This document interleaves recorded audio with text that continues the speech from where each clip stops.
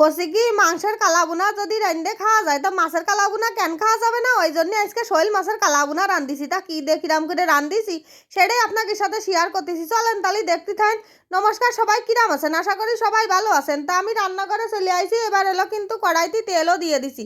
আর এই যে সর্ষের তেল দিয়ে রান্ধিছি, তেলটা ভালো করে গরম করে নিতে হবে একদম দুমো ওঠা পর্যন্ত, কারণ সর্ষের তেল বলে কথা, বুঝেছেন। তারপরে এলো মাছ কয়টায় কিন্তু হলুদ লবণ মাখাই আগেতেই ধুয়ে দিলাম। এখন আস্তে আস্তে করে মাছ কয়খান সব দিয়ে দিচ্ছি কড়াইয়ের মধ্যে। এখন আস্তে আস্তে করে মাছ কয়টা ভাজ দিয়ে হবে, বুঝেছেন। আমি এলো বেশিরভাগ মাছ কিন্তু একদম সেই কড়মড়ে লাল লাল করে মানে জম্মের কড়া করে মাছ ভাজি।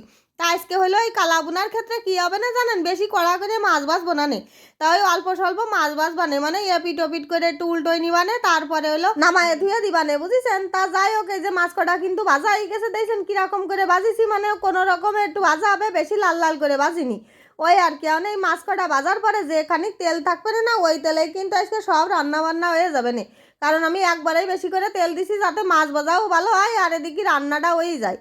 আর এদিকে কিন্তু মাছ আমি এবার এখান এখান করে সব উঠোই থিয়ে দেবো। আর এটা হলো সেই শৈল মাছের কালাবুনা। আসলে খাতি যে কী স্বাদ হইলো, কারণ খাওয়ার পরে তারপরে তো এডিট করতে বসতেছি, ওই জন্যই আর কি করলাম।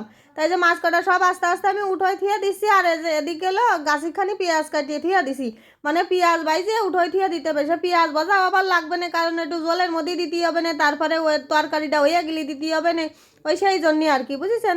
তাই এই তেলের মধ্যে আমি এই যে পেঁয়াজ কুচি খানিক এই যে ঢেলে দিলাম, দিয়ে পেঁয়াজ কটা কিন্তু ভারী কায়দা করে লাল লাল করে বাইজে নিতে হবে, মানে ওই যে বেরেস্তা যারে কয় মচমচি হবে তাই আর কি। তাই যে পেঁয়াজ কটা কিন্তু এমনই ভাজা হয়ে গেছে, এমন এই যে উঠোই থিয়ে দিতে হবে। আর পেঁয়াজ কটা সব সুন্দর কায়দা করে জাজিয়াতা দিয়ে সব এই যে সেকে সেকে উঠোই থিয়ে দিছি, যাতে তেলটুক জোরে পড়ে যায়, বুঝেছেন।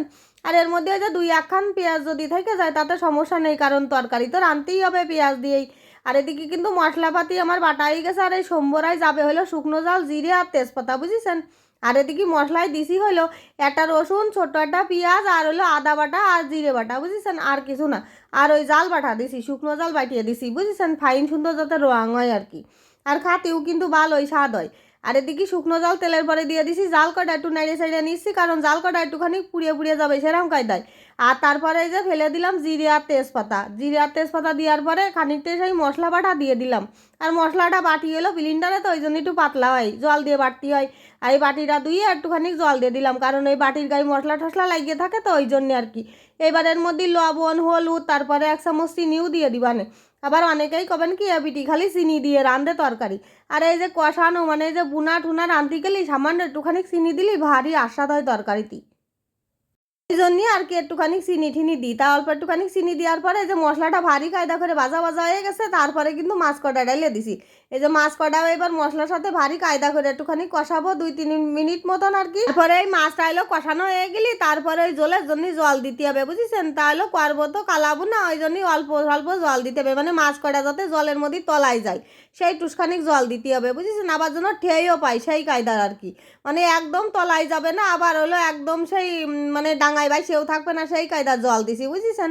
তাই যে জল দিয়ে গেছে, এবার খালি জাল দিতে হবে, জাল দিয়ে জল তো এই যে শুকাই ফেলাই দিছি। এখন ওই যে জল শুকোনোর পরে আমি কি করবো কান্দিনি, ওই যে সেই পেঁয়াজ কয়টা ভাজা পেঁয়াজ অর্ধেক টুক দিয়ে দিলাম কিন্তু এর মধ্যে, দিয়ে নাড়িয়ে ছাড়িয়ে এবার কিন্তু গরম মশলা দিতে হবে। আর অর্ধেক টুক ধুয়ে দিছি, পরে লাগাবানে সে পেঁয়াজ ভাজাটুক সেটুকু দেওয়া বানে, বুঝেছেন। তাই যে গরম মশলা হলো 1 চামচ মতন দিছি, 2বারে দিয়ে দিছি, দিয়ে অনেক খালি নামাই নেওয়ার পালা। আর এই যে ভাবতেছেন যে এইটুক জল দিয়ে ভাত কিরাম করে খাবে নে, কষি যে এই একখান মাছ দিয়ে এর সাথে যেটুক মাছের গায়ে যে জল তারপরে মশলাপাতি লাগিয়ে থাকবে না, বুঝেছেন, এই দিয়েই জানেন না ভাত খাই যাবে এক থাল, এরম কায়দা করে রাঁধতেছি, বুঝেছেন। খাতি আসলেই সেই স্বাদ হইলো তরকারিটা, বুঝেছেন। তরকারি কই কে তো সেই শৈল মাছের কালাবুনা। এইবার হলো নামাই নেওয়ার পালা। দেন দি দেই কি সুন্দর রং হইছে, একদম মাছগুলো চাকা চাকা মাছ, একদম নামাই থুসি প্লেটের পরে। আর দেখতেও যেরাম স্বাদ খাতেও সেরাম স্বাদ, বুঝেছেন। দেখতে যদি ভালো না লাগে সে জিনিস যতই স্বাদ হোক অনেক সময় কিন্তু ভাল লাগে না, মনের মধ্যে খুঁতখুতনি লাগে।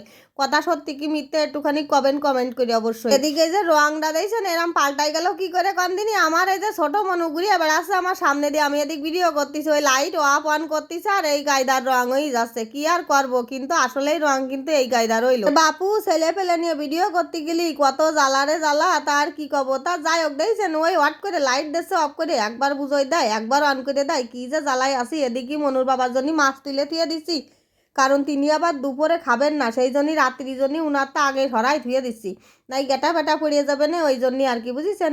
তাই যে 2 পিস মাছ দিয়ে আর একখান মুড়ো দিয়ে তুলে থুয়ে দিলাম, তারপরে সবাইরে খাতি লতি দিয়ে দেবো, এদিকে আমু কিন্তু খাতি বসে যাবো, যে কায়দার রং হইছে আর যে সুন্দর খাতি হইছে মাছের কালাবো না। তাই দেন আমি অল্প একটুখানি জল নিবানে আর ভাত মায় নিবানে, কি সুন্দর মান হয়ে যাবে না। আর রং দিয়েছেন কি কায়দার, দেখেন আমি কট্টুসখানিক জল নিছি, একটুখানিক নিছি আর ভাত দেন মাখানো হয়ে গেল।